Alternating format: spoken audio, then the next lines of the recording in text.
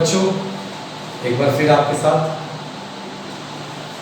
पाठ जो चल रहा था प्रकाश की घटनाएं, उनमें आज हम प्रकाश की एक और नई घटना के बारे में पढ़ेंगे जिसे कहते हैं प्रकाश का अपवर्तन।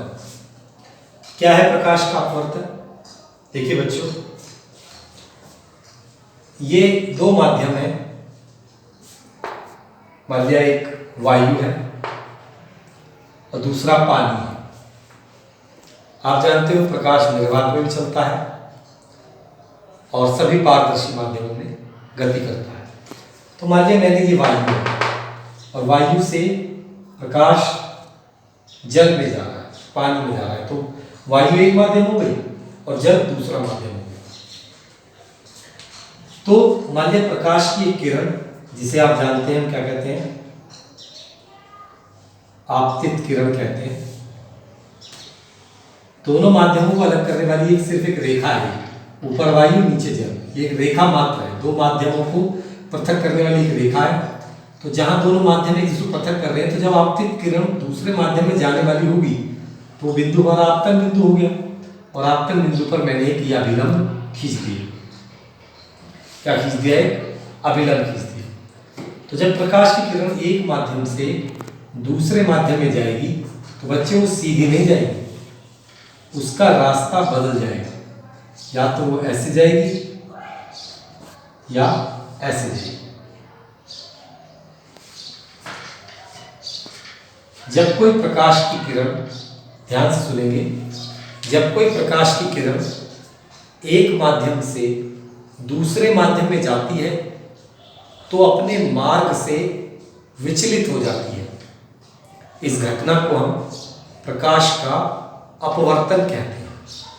दोबारा सुनिए, जब कोई प्रकाश की किरण एक माध्यम से दूसरे माध्यम में जाती है तो अपने मार्ग से, अपने रास्ते से विचलित हो जाती है, हट जाती है।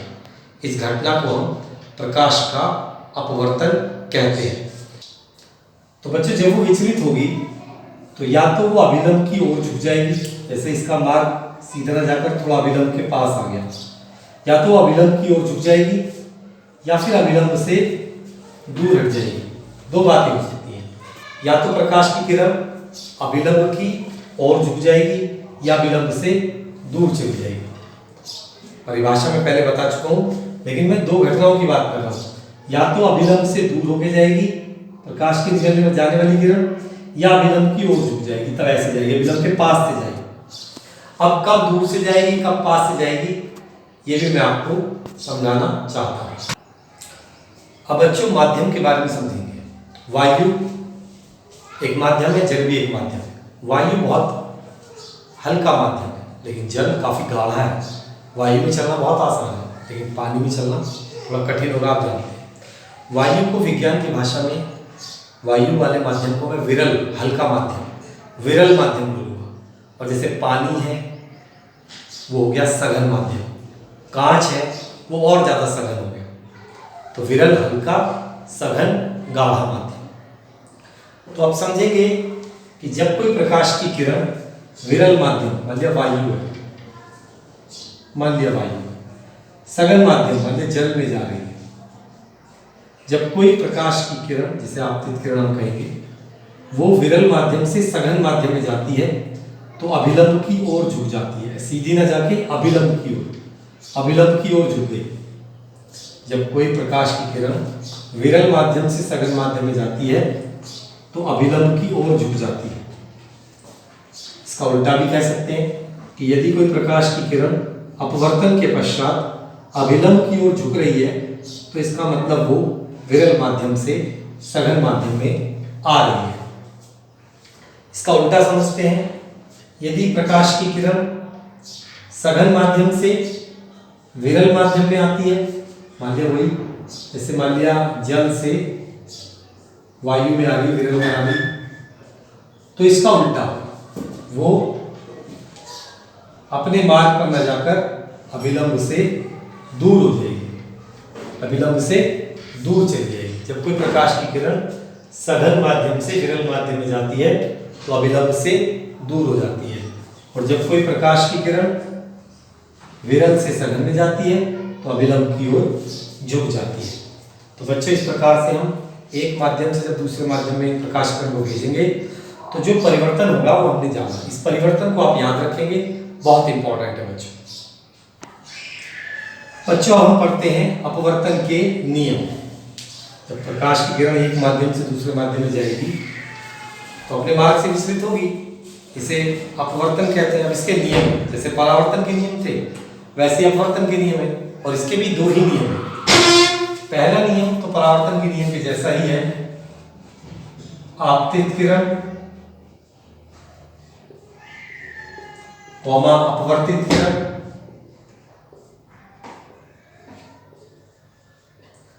वह आपतन बिंदु पर अभिलंब, तीनों एक ही तल में होते हैं।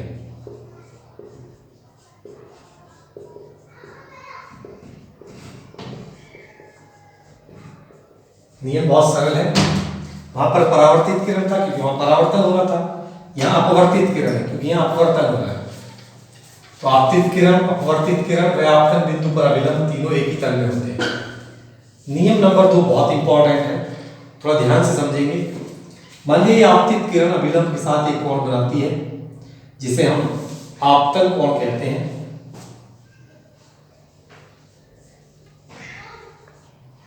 और आई से प्रदर्शित करते हैं। ये अपवर्तन कोण है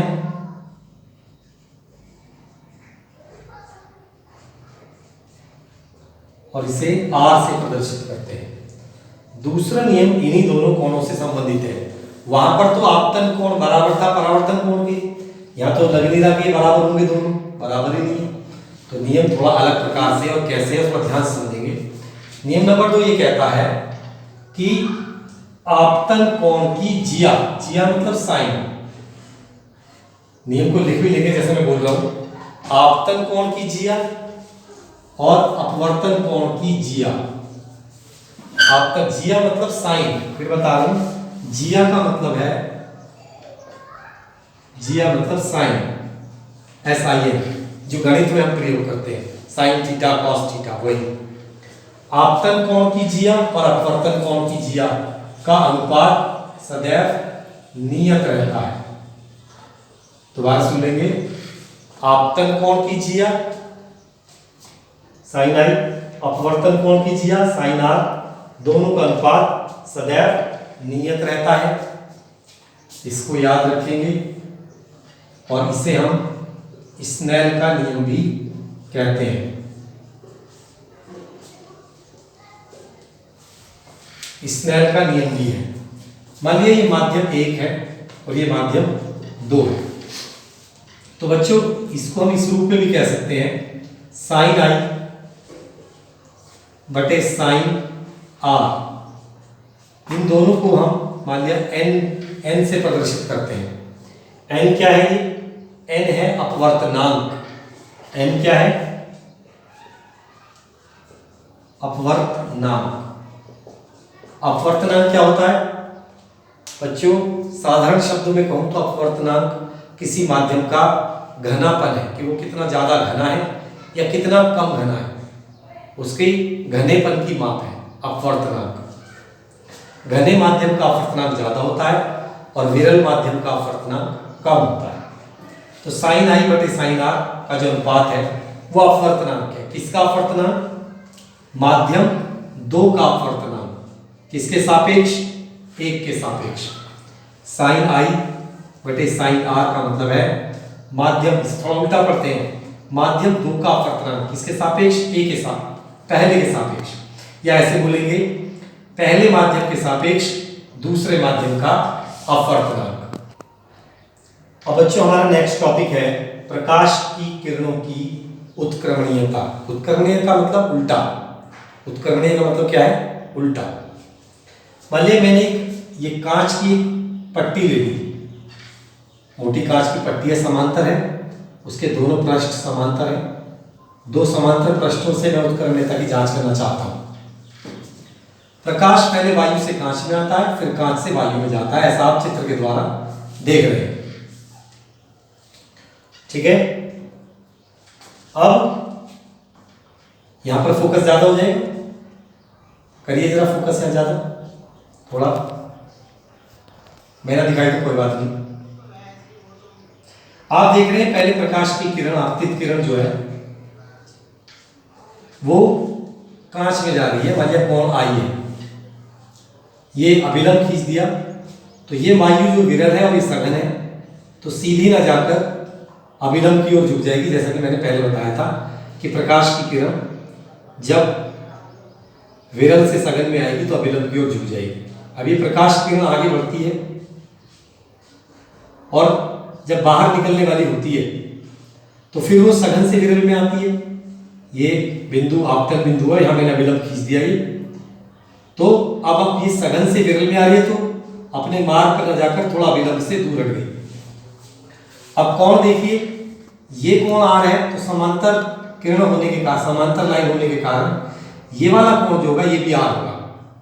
और हम देख रहे हैं कि जो आपतित किरण है और जो निर्गत किरण है दोनों के मार्ग एक दूसरे के समांतर है। आपतित किरण का मार्ग और निर्गत किरण के मार्ग एक दूसरे के समांतर है, समान दूरी पर है। तो ये वाला कोण आई है तो ये वाला कोण भी आई होगा। एक बार फिर समझ लीजिए, ये एक कांच की समांतर पट्टी है, वायु से, ये वायु है, इसके इधर उधर दोनों तरफ वायु होगी, वायु से एक प्रकाश की किरण इस बिंदु पर आपतित होती है। यहां मैंने अभिलंब खींच दिया, वायु विरल है, कांच सघन है, तो अभिलंब की ओर झुक जाएगी प्रकाश की किरण, सीधे न जाकर अभिलंब की ओर झुक गई। फिर दूसरे पृष्ठ से जब ये बाहर निकलेगी तो सघन से विरल में आएगी और अभिलंब से दूर हटके निकलेगी। अब कोणों की जानकारी लेते हैं। ये आपतित किरण है,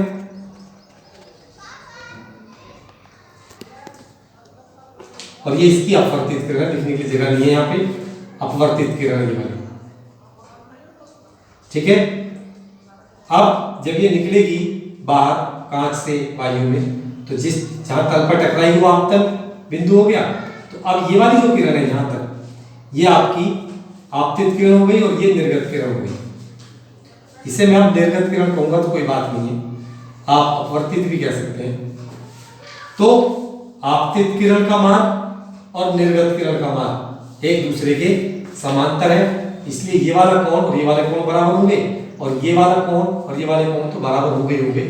ये समांतर किरणों का नियम है। ये वाला कोण और ये वाला कोण, ये भी क्योंकि समांतर है दोनों, अभिलंब दोनों समांतर है, तो एकांतर कोण बराबर होते हैं।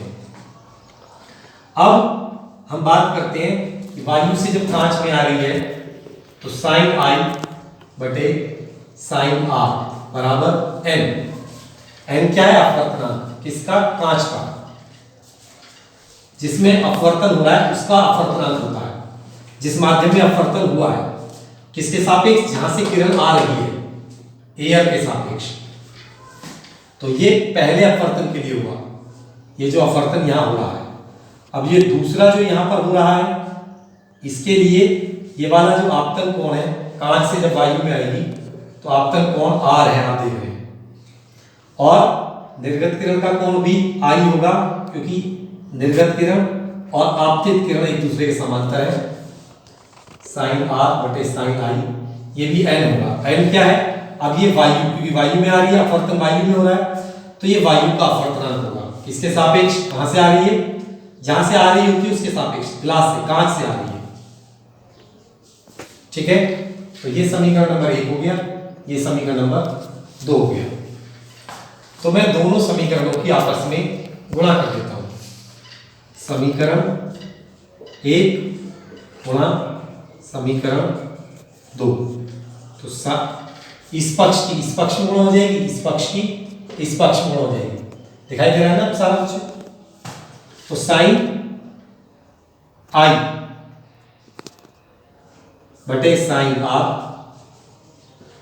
गुणा साइन आर बटे साइन आई बराबर ए एन जी गुणा G N A. Sign are से साइन आर कट जाएगा, साइन आई से साइन आई कट जाएगा, तो इन दोनों का गुणनफल 1 के बराबर आ जाएगा। ए एन जी गुणा जी एन ए का मान गुणा दोनों की 1 होगी। तो आप देख रहे हैं उत्क्रमणीयता हमें दिखाई दे रही है, यानी इससे हम ये भी निकाल सकते हैं ANG बराबर होगा 1 बटे, क्योंकि ये इधर जाके इसके नीचे चला जाएगा, गुणा में तो भाग हो जाएगा, GNA। अगर आपको एक माध्यम का दूसरे माध्यम के सापेक्ष अपवर्तनांक पता है, पहले आपको 1 and 2 पता है, 5 है, तो 2 and 1 क्या होगा, इसका उल्टा, देखो उल्टा नजर आ रहा है, 1/5 हो जाएगा। तो इस प्रकार अगर प्रकाश किरण में उत्क्रमणीयता आती है तो अपवर्तनांक भी बदल जाएगा।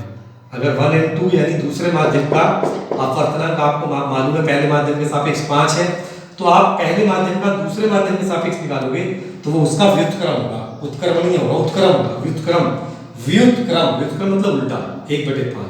ये 5/1 माना जाता है तो 1/5 हो जाएगा। तो इस प्रकार अगर प्रकाश की किरण की उत्क्रमणीयता हो रही है तो माध्यम भी एक दूसरे के व्युत्क्रम में होंगे। तो बच्चों, समांतर पारदर्शी माध्यमों में प्रकाश का अपवर्तन, 3 माध्यम एक दूसरे के समांतर हैं और पारदर्शी हैं तभी अपवर्तन होगा। समझते हैं, माध्यम 1 से माध्यम 2 में अपवर्तन हो रहा है। माध्यम 1 जो है वो वायु है और 2 जो है वो जल है। तो जल सघन है तो प्रकाश किरण अभिलंब की ओर झुक जाएगी, अपने मार्ग पर न जाकर अभिलंब की ओर झुक गई। तो यहाँ पर साइन, मैंने आपतन कोण I1 माना, साइन I1 बटे साइन R1, ये अपवर्तन कोण है। जानते हैं क्या होगा, ये होगा n मतलब जिस माध्यम में अपवर्तन हुआ, जल का अपवर्तन किसके सापेक्ष, जहां से किरण आई वायु के सापेक्ष। जब प्रकाश किरण जल से कांच में गई तो और सघन होगा। यहाँ पर ये दोनों कोण आपस में बराबर होंगे, मैंने बताया था समांतर किरणें अभिलंब समांतर, तो एकांतर कोण बराबर होते हैं। तो इस माध्यम जब वो जल से कांच में गई तो अपवर्तन हुआ तो साइन R1 बटे साइन R2 बराबर, यहाँ जो अपवर्तन हुआ है वो कांच में आई है प्रकाश किरण, तो ये कांच का अपवर्तनांक होगा, किसके सापेक्ष, कहां से आई, जल से। ठीक है, अब फिर कांच से वायु में आई है, तो ये R2 है तो ये भी R2 होगा, 2 समांतर किरणें अभिलंब, एकांतर कोण बराबर होंगे। तो साइन R2 बटे, अब जो निर्गत किरण निकली है वो मैंने बताया था समांतर माध्यमों में निर्गत किरण जो निकलती है वो आपतित किरण के समांतर होती है। तो ये वाला कोण और ये वाले कोण कैसे होंगे, बराबर होंगे। तो यहाँ पे आएगा साइन I1 किसके बराबर होगा, वायु के अपवर्तनांक के, किसके, क्योंकि वायु में हो रहा है अपवर्तन, प्रकाश किरण वायु में आ रही है, पर आ कहां से रही है, कांच से, तो कांच के सापेक्ष। तो ये 3 समीकरण हो गए, 1 2 3। अगर मैं तीनों की गुणा कर दूं, समीकरण 1 गुणा समीकरण 2 गुणा समीकरण 3, तो देखिए क्या होता है, साइन I1, ये I1 है बटे साइन R1 गुणा इस पक्ष की इधर गुणा इस पक्ष की इधर गुणा और साइन R1 बटे साइन R2 गुणा साइन R2 बटे साइन I1 बराबर, अब इधर गुणा करते हैं, ANW गुणा